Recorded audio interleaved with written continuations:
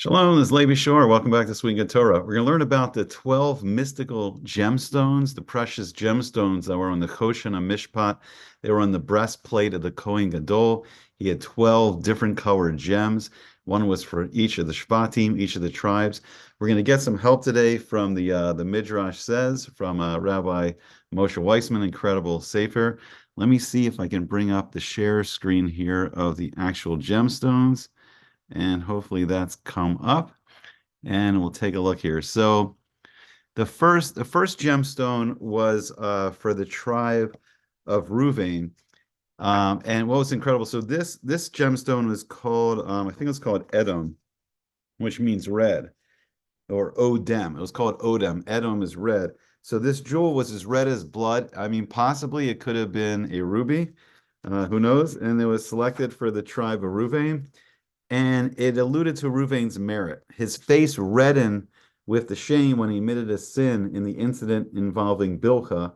So when he moved his father's bed out of the tent of Bilhah and put it into his mother Leah's tent, and he shouldn't have got involved in these things. That's his father's marriage.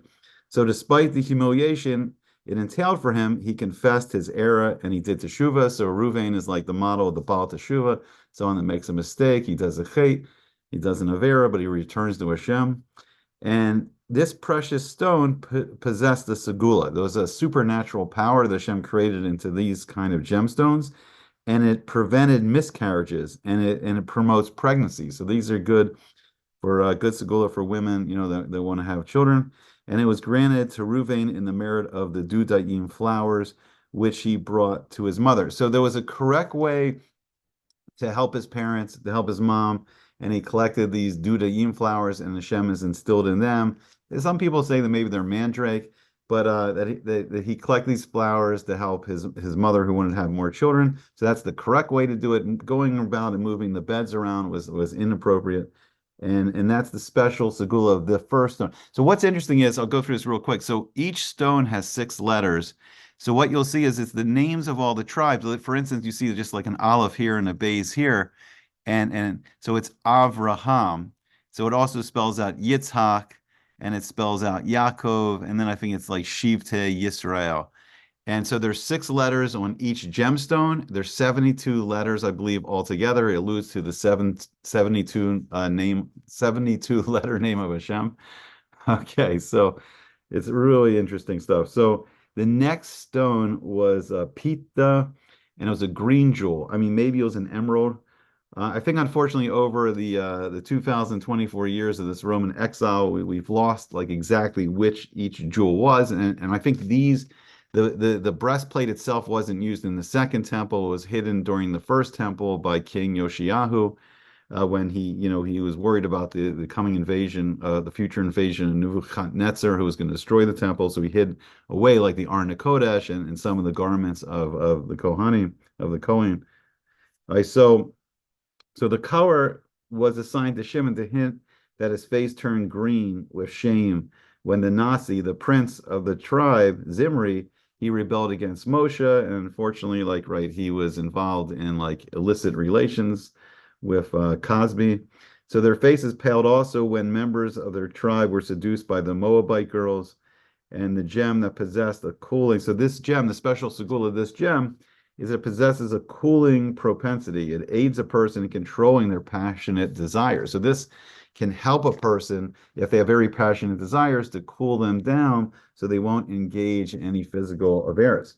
So then the next stone here, the final stone on the first row, is Berekis. It was a multicolored sparkling jewel, which glowed like fire, maybe some kind of diamond. So this was the precious stone which Noach used to illuminate the ark. It's called the Tzohar, and he had this big stone on the ark, the Teva, which illuminated the whole ark. And so it was given to the tribe of Levi, since the members of that tribe illuminated the world with their light of their Torah study. So the Segulah of the stone was to enlighten a person's mind and to instill wisdom in him. So this jewel has a special supernatural power, can help people learn and acquire wisdom. It's very interesting. So then the next row, it's ironic that most Talmidei Hachamim maybe can't afford to buy a lot of diamonds, if that's what the stone is right now, but they've done it in their own merit of striving to learn Torah every day, no matter what the conditions. So the next stone here is looks like it's for the tribe Yehuda. It's the Nofech. It was a greenish, brilliant stone representing Yehuda. It was given to him as reward that his face paled when he was challenged by Tamar, when his father suspected him of having killed Yosef. But finally, he emerged with his face shining when his father Yaakov cleared him of the suspicion in the final blessing to his sons.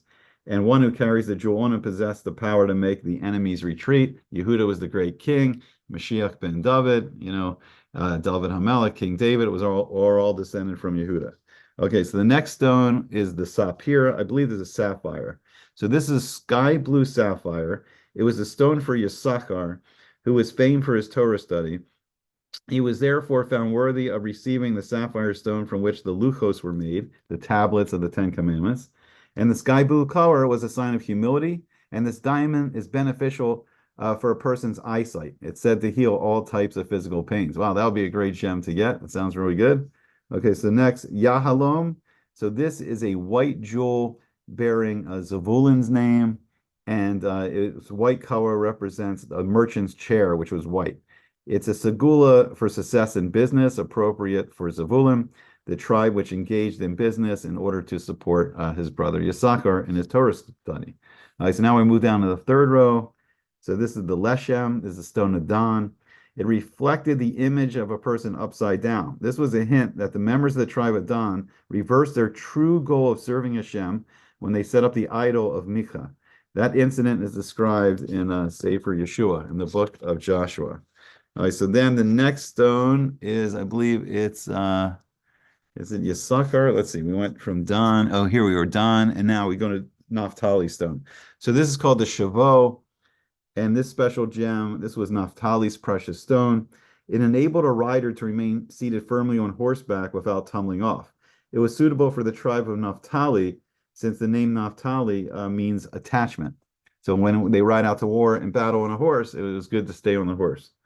Okay, so then the next stone is called, the precious gem is called the Achlama, and it was designated for the tribe of Gad. Since this jewel strengthens a person's courage in battle, and Bnei Gad were famous for their skills in warfare, they're great warriors, and this is stone that Hashem imbued in it, a special Segulah, a special supernatural power, victory in battle. Very nice. All right, so then the final row is, it starts out with Tarshish. This was Asher's gem. Its golden color was reminiscent of the olive oil that was found in the abundance in Asher's portion. Maybe this is the topaz, I'm not sure. So others explain that its color was sea blue and aided in the digestion of food so that people became round and fat. It says about Asher's bread that it's fattening. So it says that in Bereshis 49:20, book of Genesis, chapter 49, verse 20. Okay, and then finally we're going to go to Yosef. So here they're saying the shoham was a diamond. So this was Yosef's diamond. It possessed the segulah of causing a person to find favor in the eyes of others. And even before high officials, the name shoham comes from the same letters as Hashem to indicate that it was Hashem who granted Yosef grace, charisma in the eyes, chen. It's called chen in Lashon HaKodesh, charisma in the eyes of his superiors. And then the final stone is the yashpeh. And this was a multicolored jewel. It was awarded to Binyamin because after Yosef's sale, conflicting thoughts raced through Binyamin's mind. He was uncertain whether or not he should reveal to his father Yaakov what had transpired. He controlled his urge to divulge the secret to his father and remain silent. And as a reward, he received the diamond Yashpeh. The name Yashpeh is a composite of Yesh Peh, meaning that although Binyamin was capable of revealing word of Yosef's sale to Yaakov, he nevertheless refrained from doing so, probably to not embarrass his brothers, even though he loved his brother Yosef like a great amount. It's very fascinating. Here, let me see if I can stop the share here. So these were the precious gemstones that were on the Choshen HaMishpat, that were on the chest plate of the Cohen Gadol, the Hight Priest in the temple. So Bezrat Hashem, we'll see the coming of Mashiach soon, and we'll get to see the Choshen HaMishpat worn by the Cohen Gadol, and then Bezrat Hashem, maybe we'll have the money, we'll have the riches to be able to buy these precious gemstones and explore their amazing Segulah powers and all the good stuff. Okay, hope to see you back again soon on Sweet and Good Torah.